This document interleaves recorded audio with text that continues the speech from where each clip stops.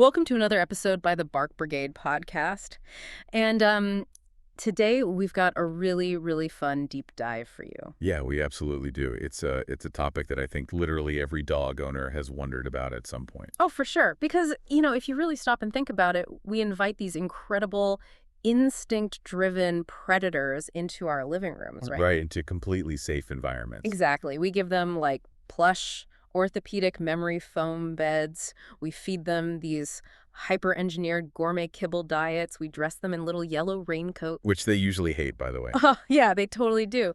But despite all of that domestic luxury, there are these moments, these daily, highly specific routines where you look at your dog and realize they are operating on a completely different frequency. An ancient frequency, really. Yes, and nothing, absolutely nothing highlights that wild disconnect quite like the quirky, universally recognizable pooping dance. Famous, man. You, as a dog owner, you know exactly what I'm talking about. You've all seen it. The spinning, the frantic sniffing of a single blade of grass. The pacing back and forth. Right, the intense furrowed brow concentration before they finally decide to defecate.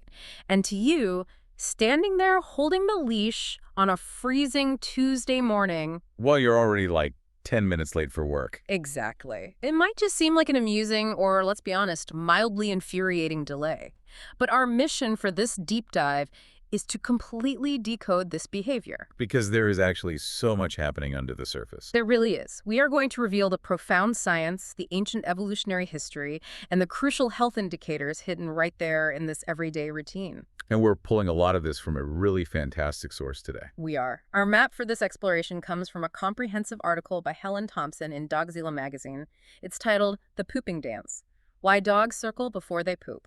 It is such a remarkable piece of synthesis, because it takes something we all completely take for granted. Something we make memes about online. Right, something we just joke about, and it treats it with the rigorous scientific seriousness it actually deserves. Which is why we're doing this deep dive. Exactly, because the truth is, knowledge is most valuable when it's applied. Once you understand the biomechanics, the sensory input, and the complex psychology behind this dance, it changes everything. It really does. It is going to fundamentally change how you support your pet. You won't just be a bystander waiting for them to finish their business anymore. You'll be watching a ritual. A highly complex, multi-layered ritual of survival, communication, and environmental calibration. Okay, let's unpack this, because to go from the comedic, slightly ridiculous visual of a pampered golden doodle spinning in a manicured suburban park. Which is a very funny image, by the way. Right. To go from that to the serious, raw survival instincts of a wild animal, we have to travel back a very long way. We really do. When you look at the timeline, the domestic dog, Canis lupus familiaris, has an evolutionary journey stretching back anywhere from 15,000 to maybe even 40,000 years. Back to their divergence from the gray wolf, Canis lupus. Right, so we're talking about tens of thousands of years of hardwired life-or-death survival programming just echoing in their DNA. And to really grasp the gravity of the pooping dance, we have to mentally transport ourselves out of that safe, fenced-in backyard. And back to the wild. Back to that harsh, unforgiving, prehistoric environment.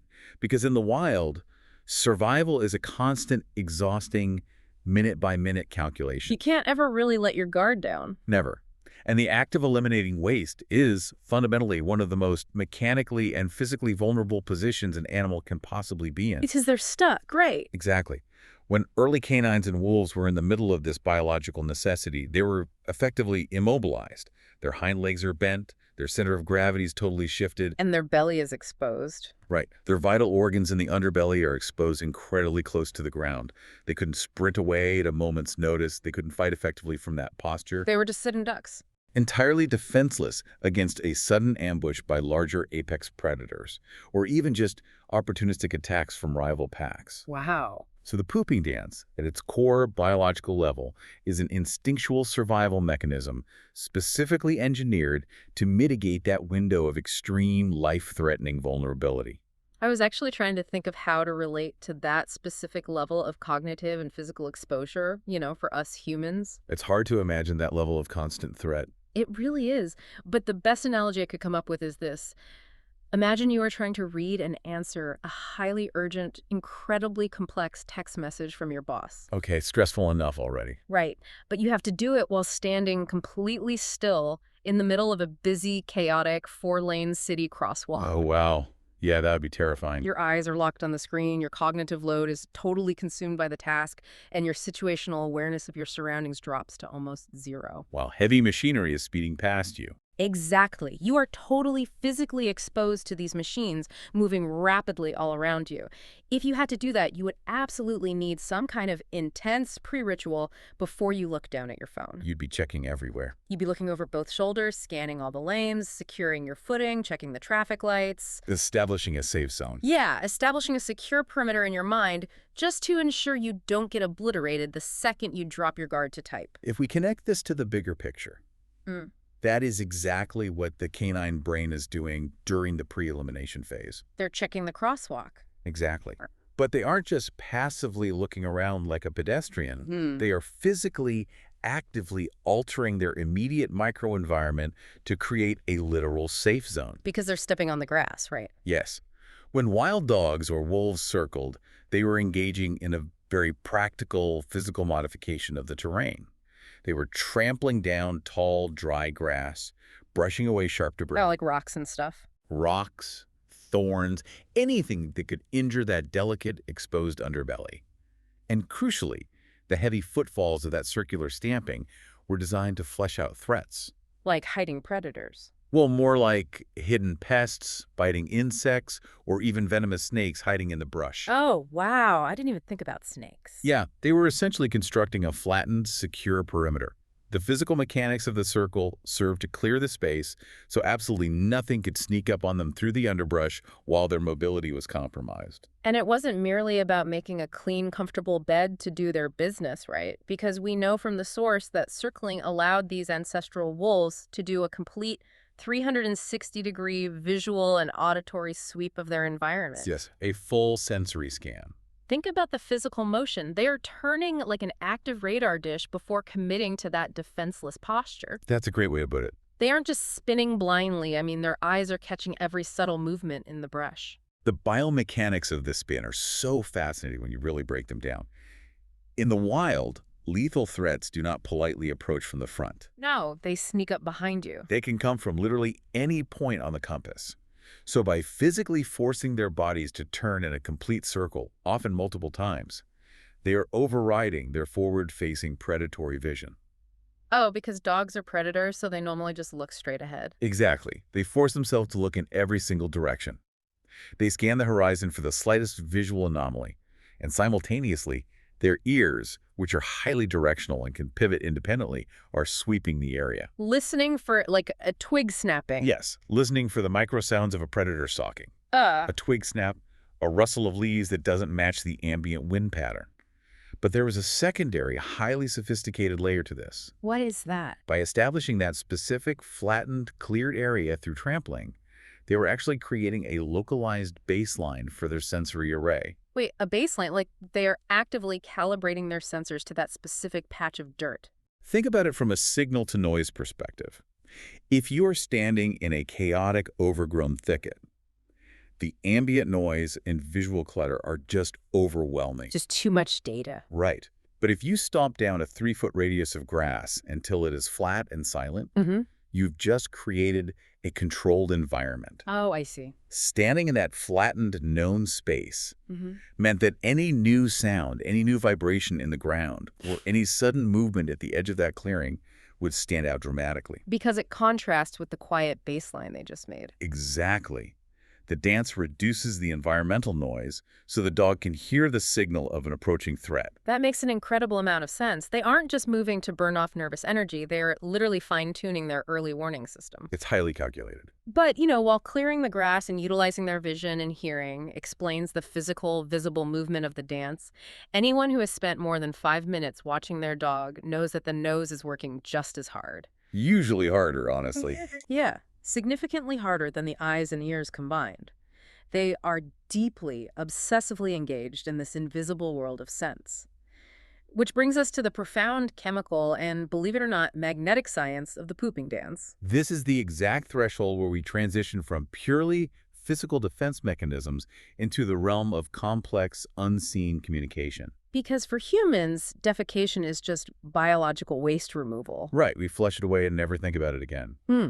But for canines, elimination is a highly strategic, vital form of territory marking and social networking. Social networking, I love that. It really is. The feces they leave behind is essentially a biological, highly detailed business card. A very stinky business card. Very stinky, but absolutely loaded with specific scents, complex pheromones, and intricate chemical information. What kind of information? It broadcasts the dog's unique identity, their current physical health, the specifics of their recent diet, and even their reproductive or hormonal status to any other animal that passes by. Here's where it gets really interesting, because the Dogzilla magazine research highlights that it's not just the poop itself doing the broadcasting, right? Not at all. The actual physical act of the circling dance allows dogs to leave behind additional, highly specific pheromones from specialized glands located right in their paws. The interdigital glands. Yeah, so by stamping and turning and aggressively scratching the dirt in a circle, they are literally drawing a localized chemical boundary line in the soil before they even deposit the primary marker.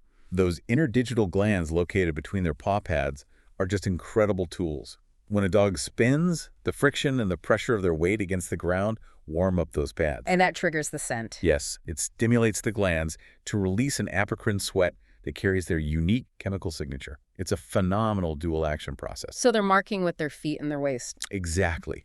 They are preparing to drop a massive, highly pungent scent marker, the feces. But first, they are actively priming the canvas. They are working those paw pheromones deep into the crushed grass stems and the soil. Creating like a 3D scent profile. That tells any other dog that approaches, not only is I here, and not only is this my primary scent marker, but I actively paced and claimed this specific physical radius around the marker. But wait, I have to push back on this a little bit, or at least ask for some biological clarification here. Sure, go ahead. If the poop itself is this giant, undeniable beacon of scent and information, and their paws are actively leaving a chemical ring around the site, why do they need to sniff the ground so intensely before they go? The deep sniffing phase. Yeah. I mean, their noses are practically vacuuming the grass. What are they looking for if they're the ones about to do the marking? That is a crucial distinction to make, and it really speaks to the complexity of their sensory world. The intense pre-sniffing serves two very specific, separate purposes. Okay, what's the first one? First, as we touched on regarding vulnerability, they're conducting a chemical safety check. Are there predator scents, like a coyote or a fox, lingering nearby that their eyes and ears missed? Oh, so checking for invisible threats. Right. But second, and arguably more importantly in domestic setting, they are reading the local social media feed of other animals. Checking the local timeline. Exactly. They need to know if the territory is already claimed before they invest their own chemical resources into marking it. Because they possess the vomeronasal organ, Yeah. right? I read that in the source. They aren't just smelling the grass, they are chemically analyzing it. Precisely.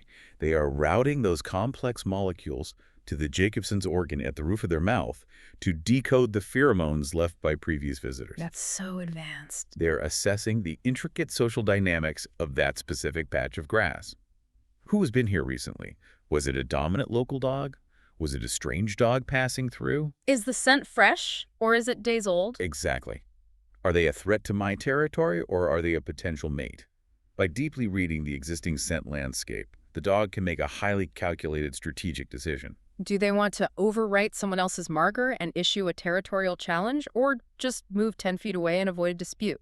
It is a sophisticated, data-driven decision, not just a random squat in the park. It's literally the canine equivalent of reading the comments section before posting your own controversial opinion.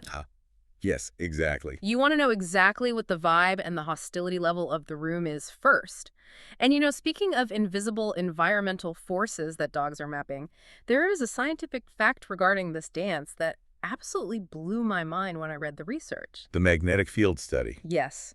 It turns out healthy dogs actually use this circling routine to actively align their bodies with the Earth's natural magnetic field. What's fascinating here is the sheer scale of the scientific research that went into proving this phenomenon. Because it sounds like science fiction at first. It really does. But this wasn't a small study. Researchers, particularly a famous 2013 study published in Frontiers in Zoology, spent over 2 years meticulously observing thousands of instances of dogs eliminating. Thousands of times. That's dedication. Truly. And they ruled out every other environmental variable. They ruled out the position of the sun, the time of day, the direction of the wind, the slope of the ground. So it wasn't just them avoiding the wind in their face. No. And they found that when the Earth's magnetic field is calm, meaning there are no solar flares or magnetic storms disrupting the magnetosphere, dogs exhibit a profound, statistically significant preference for aligning their bodies along the north-south magnetic axis when they defecate. Along the north-south axis, that is wild. So the circling, therefore, isn't just about flattening grass or leaving paw pheromones. It is literally an internal calibration process. It's magnetoreception. They're acting like a biological compass needle. Yes. They're spinning and micro-adjusting their angle until they feel that they are locked into that specific magnetic flow. Exactly. We are still uncovering the exact biological mechanism behind it, whether it involves cryptochromes in their eyes, allowing them to visually perceive the magnetic lines. Wait, they might be able to see the magnetic field? It's possible. Or it could be microscopic iron particles in their cells that allow them to feel a physical pull.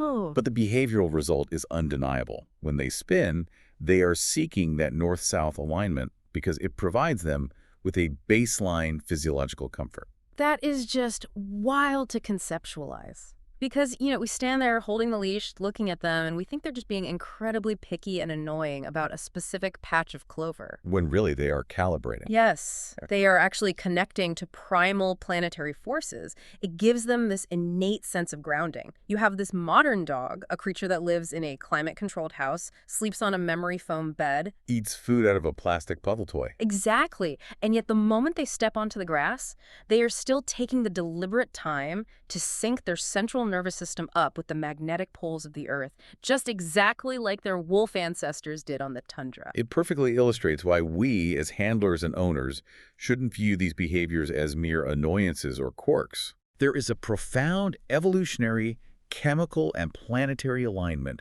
happening in that brief moment. It's a deep-seated psychological need that provides them with an immense sense of security during a vulnerable act. But having said all of that about universal canine traits, while all dogs have these same evolutionary and planetary instincts baked deep into their DNA, a 150-pound Great Dane does not perform this dance the exact same way a 6-pound Chihuahua does. Oh, certainly not. It's not a universal, standardized, one-size-fits-all routine, which leads us to explore how breed genetics, physical size, and even their individual life experiences completely alter the spectrum of the dance. The variation is incredible once you know what to look for. The pooping dance varies wildly across the canine spectrum. And to understand a specific dog's routine, we have to look at the intersection of their breed's internal drive and their physical presence in the environment. So let's break that down. Start with the working dogs. Okay, let's take high-energy herding breeds. Your Border Collies, your Australian Shepherds, your Belgian Malinois. The really intense dogs. Very intense. These dogs have been selectively bred for centuries to possess incredibly strong predatory sequences, working instincts, and hypervigilance.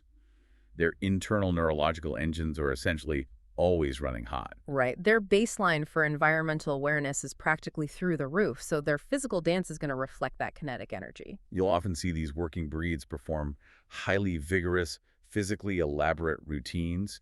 They don't just do a slow circle, they might do wide, sweeping arcs, pace back and forth rapidly, stamp their feet So aggressively, it's really kicking up the dirt. and engage in a lot of intense darting head movements. Their bodies are primed for explosive action at any second, so their safety check is highly kinetic. They need to clear a much larger physical and psychological space to feel secure. And in stark contrast, when you observe smaller dogs like Chihuahuas, Pomeranians, or Yorkshire Terriers, they exhibit a much more subdued, tightly controlled dance. A very different routine entirely. And that makes total sense when you think about the geometry of their perspective. To a Chihuahua, an average patch of unmowed suburban grass is basically a dense, terrifying jungle. It's towering over them. Exactly. Their physical presence is incredibly tiny compared to their surroundings. So a vigorous, wide-ranging, aggressive dance simply isn't practical. No, it would be exhausting. And more importantly, it might actually draw unwanted attention from predators like hawks or larger dogs. Their routine is tighter, highly localized, and deeply influenced by their sheer vulnerability regarding their physical size. The intensity of the ritual scales proportionally with their physical reality. A small dog relies on going unnoticed, while a large working dog relies on dominating the space. That's a great distinction. But it's crucial to understand that it's not just about genetics and physical size. The role of nurture, socialization, and individual personality is massive here. Oh, absolutely. A dog that is naturally confident, well-adjusted, and playful will have a much more spirited, fluid, and relaxed routine than a dog that is naturally fearful or reserved. And this is where the research in the article gets deeply poignant, honestly. It points out how early life experiences can essentially rewrite this ancient instinctual dance. It's very true. If you have a rescue dog, or a dog that unfortunately suffered from harsh punitive training methods, or grew up in an unstable, highly stressful environment, their pooping dance is going to look very different from a confident dog's. They might show a tremendous amount of hesitation. Yeah, they might start to circle, suddenly stop, look around anxiously, tuck their tail, try to circle again, and seem completely unable to commit to the squat. It becomes a disjointed, fragmented, highly anxious dance. Whereas a well-socialized dog who feels inherently safe in their environment and trusts their handler will perform the ritual with a relaxed, fluid, almost thoughtless confidence. It serves as a beautiful, albeit sometimes heartbreaking, indicator of their internal mental state. The dance, as we established, requires the dog to willingly enter a state of supreme vulnerability. And if they're traumatized, they can't do that. Right. A dog carrying emotional trauma or chronic anxiety fundamentally struggles to accept that vulnerability. Their brain is telling them the environment is never truly safe enough to drop their guard. I instantly thought about how humans perform the act of public speaking, which is our own version of extreme psychological vulnerability. Oh, that's a brilliant comparison. Think about it. A confident person, someone who feels totally secure in their expertise and the environment, they stride up to the microphone, they take one sweeping look at the audience, plant their feet solidly, and just start talking. The movement is fluid and purposeful. Exactly. But an anxious person, someone who maybe had a humiliating experience on stage in the past, they shuffle up to the mic awkwardly, they adjust the stand repeatedly, even if it was already at the right height. They clear their throat, look down at their notes. Right. They shuffle their feet again, maybe take a sip of water they don't need. They are performing all these nervous micro-adjustments because they do not feel psychologically safe committing to the vulnerable act of speaking. That is so accurate. The traumatized dog's disjointed stop and start dance is exactly that. It's adjusting the mic stand over and over because they're terrified of the audience. That is a brilliant way to conceptualize the psychology behind it. And if we accept that a dog's life experience and their baseline psychological anxiety can alter their physical dance so visibly, And then what about physical changes? well, it logically follows that sudden, uncharacteristic changes in the ritual can actually serve as a powerful diagnostic tool for their internal physical health. Which is vital, actionable information for any owner paying attention. Absolutely. So we need to talk about deciphering these health codes because this is where observation becomes intervention. When does the dance cross the line from being a quirky, instinctual habit or a reflection of breed traits to becoming a giant flashing red flag that something is medically wrong? Well, the first step is knowing normal. Right. Logically, we have to establish the healthy baseline for our specific dog. A healthy dog with a correctly functioning gastrointestinal tract performs a rhythmic, consistent circling pattern. Usually it's just a few deliberate, purposeful circles before they confidently squat and eliminate. The hallmark of the healthy baseline is efficiency. They go through the checklist, they do the visual and auditory safety check, they read the pheromone email. They align their bodies magnetically. Exactly. They lay down the paw scent and they eliminate. It is a smooth, practiced, daily operation that they complete without distress. But let me ask you this, playing the role of a completely new dog owner here. If I just adopted an Australian Shepherd and I listened to what we just discussed about herding breeds having vigorous, elaborate, high-energy dances. Right, they can be intense. How do I practically tell the difference between my dog just being a high-energy herding breed doing their normal dramatic dance and an actual brewing medical problem? Where are the boundaries? That is the essential question for any responsible handler. The key distinction lies in recognizing the subtle difference between vigorous purpose and frantic distress. Frantic distress, okay. Expert veterinary insights detail very specific red flags that require immediate professional advice. We are looking for excessive circling, Like how excessive? meaning they circle endlessly, looking almost manic, without ever seeming to find satisfaction or comfort in the spot. We are also looking for a highly extended duration before elimination. Okay, so if they keep trying and failing. Yes, if you were walking for 2 miles and they are circling a dozen different perfectly acceptable spots, but walking away from all of them with a tense body posture, that is a massive warning sign. So the core issue is the sudden inability to complete the ritual they normally finish in 30 seconds. Yes, and that inability is almost always accompanied by subtle or overt physical signs of distress. We were talking about restlessness, vocalizations like whining or soft whimpering during the circling process. Oh, whining is never a good sign. Never. Or highly unusual posturing. If they initiate the squat and then immediately abort the mission, stand back up and start frantically circling again. Oh, no. Or if they're clearly having difficulty finding a spot despite being in their own perfectly safe, incredibly familiar backyard where they've gone 1,000 times before. This raises an important question. What exactly do these distress signals point to internally? Because the dog obviously can't tell us where it hurts. Right, they mask pain well, too. The research mentioned the whole spectrum of issues, right? Acute gastrointestinal distress, altered stool consistency, like impending diarrhea or severe constipation. Immense internal discomfort or sudden, extreme environmental anxiety. So how do we read that? To understand the red flag, think about what the circling biologically achieves. It's supposed to create a state of physical and psychological comfort before a vulnerable act. Okay, yes. Now introduce a medical variable. If a dog has a gastrointestinal blockage or severe bowel inflammation, or even orthopedic issues like early-stage osteoarthritis or hip dysplasia. Oh, because they have to bend their legs so deeply to squat. Exactly, making the deep bending of the hind legs acutely painful.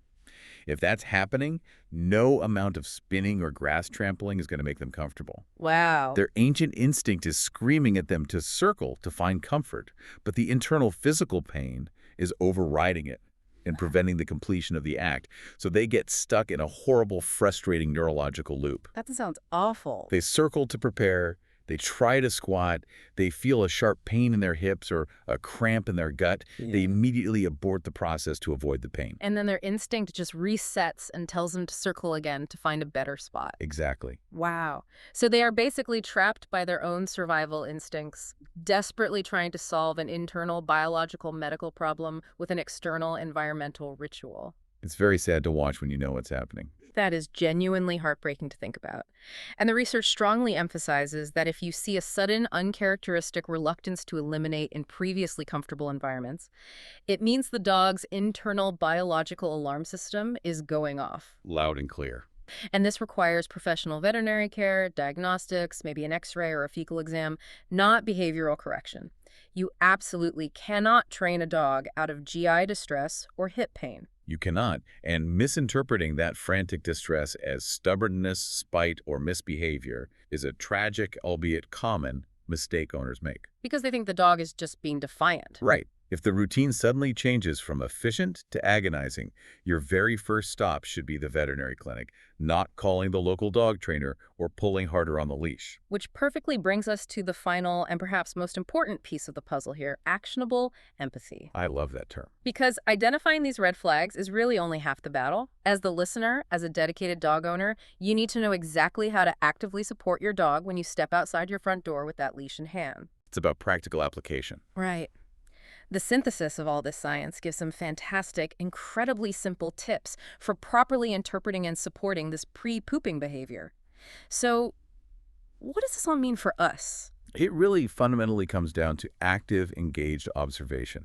We need to break the habit of looking down at our phones, scrolling social media, and ignoring the dog on the end of the leash. I am definitely guilty of that. We all are. But we need to start looking at our dogs during these crucial moments. By simply observing their body language, you can learn so much. Are they comfortably assessing scents with a relaxed, wagging tail, normal breathing, and engaged but soft ears? Or are they frantic? Right, are they frantically pacing, panting heavily, whining, with a tucked tail and tense shoulders? Just by watching, you can immediately gauge their current baseline anxiety level and their internal digestive comfort. So for the person holding the leash on a freezing, windy morning when they are running late for work and just want the dog to hurry up and go, what should they do? Well, it means we have to consciously create a comfortable, stress-free potty environment, completely regardless of our own hectic human schedule. The experts give highly actionable steps here in the article. First, allow your dog the time to actually sniff. Don't drag them away from a scent. Right. Respect their biological need for a specific ground texture under their paw pads. Respect their need for privacy, too. If they're a shy dog who likes to back up into a bush to protect their rear flank, let them. It makes them feel secure. And above all else, do not artificially rush or interrupt the circling process. That patience is so critically important. When we finally understand the profound evolutionary weight, the complex sensory processing, and the magnetic alignment involved in this behavior, it inherently and permanently improves our daily handling and training methods. It changes your whole perspective. When you impatiently tug on the leash and snap, "Hurry up," because your dog is taking 30 seconds too long to spin, you aren't just interrupting a mundane bathroom break. You're ruining the ritual. You are actively, physically interrupting a highly complex, deeply ingrained ritual of safety assessment, spatial alignment, and vital olfactory communication. You are basically yanking them violently out of their deeply programmed security protocol. Exactly. Going right back to our crosswalk analogy from earlier, tugging the leash while they are trying to calibrate is like someone randomly shoving you from behind while you're trying to send that urgent text in the middle of heavy traffic. It would be terrifying. It massively spikes their adrenaline and anxiety. It tells their nervous system that the environment is absolutely not safe, which is the exact polar opposite of the physiological state they need to be in to actually relax their bowels and do their business. And conversely, over time, deliberately accommodating this quirky ancient habit does something quite beautiful to the human-animal bond. It builds trust. It completely transforms the daily walk from a tedious chore, a mere transaction of waste removal, into a shared interspecies language. Oh, I love that. A shared language. When you purposefully stop, intentionally loosen the tension on the leash, and give them the quiet space and time to deeply read the local sense, align their bodies with the Earth's magnetic field, and perform their ancestral dance without pressure, you are communicating something profound. You're saying, I got you. Exactly. You are telling them, "I understand exactly what you need to feel safe right now. I am standing watch, and I've got your back." That's incredibly powerful. It fosters incredibly deep psychological trust. It significantly reduces the dog's baseline cortisol and stress levels, and ultimately, it vastly improves their overall quality of life and their connection to you as their protector. It is, without a doubt, the ultimate act of daily empathy we can offer them. You are validating their deepest, oldest instincts. Every single day. So, as we wrap up this deep dive into the fascinating world of canine behavior, I want to leave you, the listener, with a final provocative thought to ponder on your own. Something to think about on your next walk. Exactly. Tomorrow morning or later tonight when you take that final walk of the day, the next time you are standing on the damp pavement watching your dog spin in endless circles in the grass, don't just sigh heavily and check your watch. Just pause. Stop for a second. Ask yourself what invisible, complex chemical map of territorial pheromones they are currently reading. Think about the invisible magnetic lines of the earth that they are delicately aligning their bodies with. Think about the history. Think about the ancient 40,000-year-old wolf memories echoing in their mind, telling them how to survive in a world you are completely blind to. It's a powerful, humbling reminder that even our most domesticated, pampered, couch-loving best friends are still, at their absolute core, wonderfully and undeniably wild at heart. It truly is a profound privilege to share our modern lives with them, especially once we finally take the time to learn and speak their ancient language. If you want to learn more, we recommend to jump in Doggozilla magazine and read the original in-depth article and find much more answers.